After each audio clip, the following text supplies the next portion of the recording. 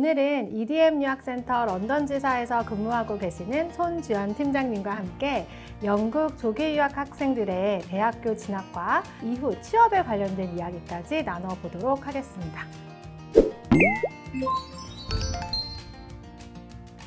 네, 팀장님, 요즘에는 학생들이 고등학교, 대학교를 졸업을 하고서 끝이 아니라 영국에서 이제 취업할 수 있나요? 내가 영국에서 계속 살 수 있나요? 이런 질문 되게 많으세요. 영국에서 취업을 해서 오랫동안 살고 계신 선배로서 요즘에 그럼 내가 정말로 영국에서 이제 취업을 하고 싶어 한다라고 했을 때 추천할 수 있을 만한 분야 3개를 꼽아 주신다면 어떤 분야일까요? 네, 영국에서 대학교를 막 졸업한 학생들이 취업하는 가장 인기 있는 3가지 분야를 얼마 전에 한 조사기관에서 조사를 했더라고요. 1순위가 로펌, 그다음에 2순위가 파이낸스 쪽, 3번째가 IT하고 컴퓨팅 분야인 것 같아요. 물론 뭐 어느 회사에 들어가냐에 따라 좀 다를 수도 있지만 기본적으로 연봉도 높고 대학교 졸업한 학생들한테 가장 인기 있는 그나마 티오도 가장 많은 분야가 아닐까라는 생각이 좀 드네요. 그러면 이런 로펌에 들어가려면 A레벨에서 어떤 과목을 해서 어떤 전공을 하는 게 좋을까요? 이제 법학을 전공하기 위해서는 사실 특별하게 요구되는 과목이 있지는 않아요. 다만 약간 에세이 베이스의 과목들, 수학 같은 경우에는 논리적인 부분이 필요하기 때문에 수학을 많이 하고요. 그 나머지 2과목은 뭐 히스토리도 괜찮고 정치도 괜찮고 지리도 괜찮고 사실 어떤 과목이든 에세이 베이스면은 상관이 없는 것 같아요. 그러면 뭐 파이낸스 쪽은 사실 너무나 명확하죠. 그렇죠. 보통적으로 뭐 학생들이 A레벨 때 뭐 이코노믹이랑 네. 수학이랑 나머지 한 과목 정도?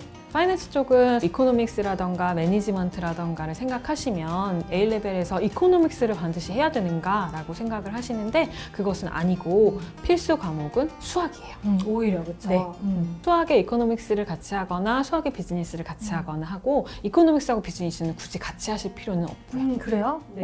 저도 처음 아는 것 같아요. 비슷한 유형의 과목을 굳이 2가지를 하는 거에 대해서 크게 학교들에서 메리트를 주지 않는 것 같아요. 오히려 뭐 다른 분야를 넣는 게 더 조금 좋기는 하죠. 그러면 3번째로 말씀하셨던 게 IT, 뭐 컴퓨터, 이건 우리나라도 그렇긴 한데 A레벨 과목으로는 어떤 것을 추천하세요?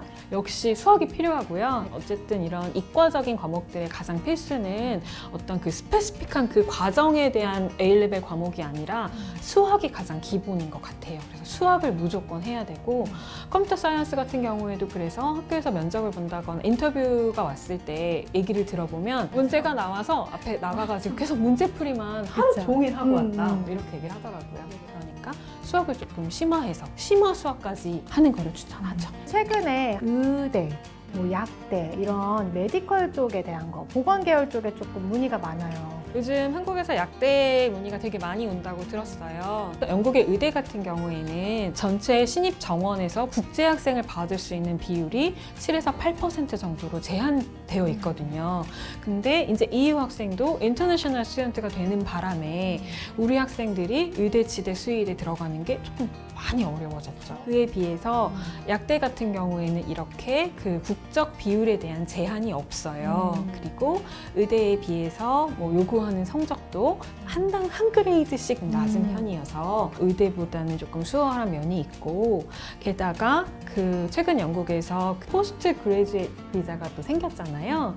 그래서 이 비자 때문에 이제 약사 같은 경우에는 1년 정도의 트레이닝 과정을 겪어야지 정식 약사로 일을 할 수가 있는데 이제 국제 학생들에게도 그런 기회가 생긴 거죠. 네, 안 그래도 제가 그 비자에 대해서 막 여쭤보려고 했어요. 네. 원래 예전에 10몇 년 전에 있다가 사라졌다가 다시 또 부활했잖아요.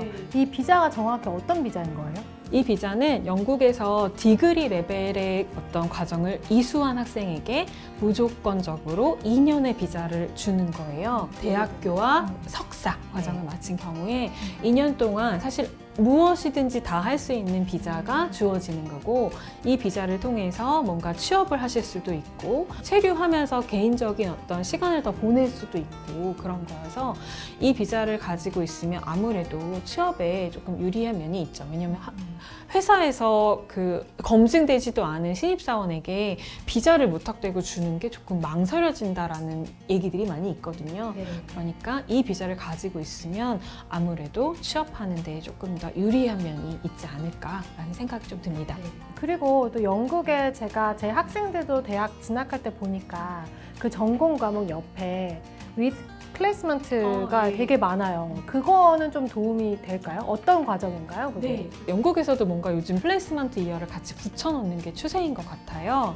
회사 같은 곳에서 인턴십의 경험을 할 수 있도록 학교 차원에서 배려를 해주시는 건데 보통은 2학년까지 한 다음에 3년 차 때 플레이스먼트 이어를 갔는데 이거는 2학년이 아마 시작하면서부터 회사에다가 지원서를 내고 거기에서 합격을 해야지만 할 수 있는 과정이기는 해요. 그러면 인턴십을 하는 기간 동안도 학업 기간으로 포함이 돼서 그렇죠. 학생들이 이제 비자도 그렇게 나오는 거고 보통 영국 대학은 3년인데 이후에 좀 취업까지도 생각한다고 해서 이 과정을 지원을 하면 대학교는 한 4년을 다니게 될 수가 있는 거네요. 그렇죠. 네.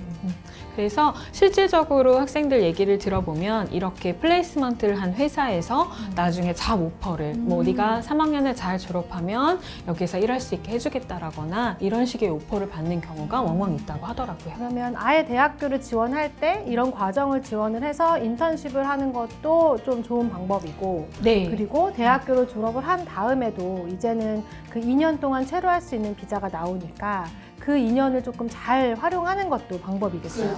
네. 그러면 이 취업을 하기 위해서 우리 학생들이 조금 더 대학 과정 동안에 노력해야 되거나 이런 걸 했으면 좋겠다라고 하는 부분이 있을까요? 뭐 대학교 졸업장만 있다고 해서 회사 생활을 다 잘할 수 있는 거는 아니잖아요. 가장 중요한 건 여기서도 생활을 하는 거고 서로 의사소통을 잘 해야 되는 거여서 영어적인 부분을 계속해서 늘려나갈 수 있도록 노력을 했으면 좋겠다라는 네. 얘기를 많이 하고 싶어요. 네, 지금까지 EDM 유학센터 런던 지사에서 근무하고 계시는 손주연 팀장님과 함께 영국 조기 유학 학생들의 대학 진학 절차와 취업에 관련된 이야기까지 나눠봤습니다.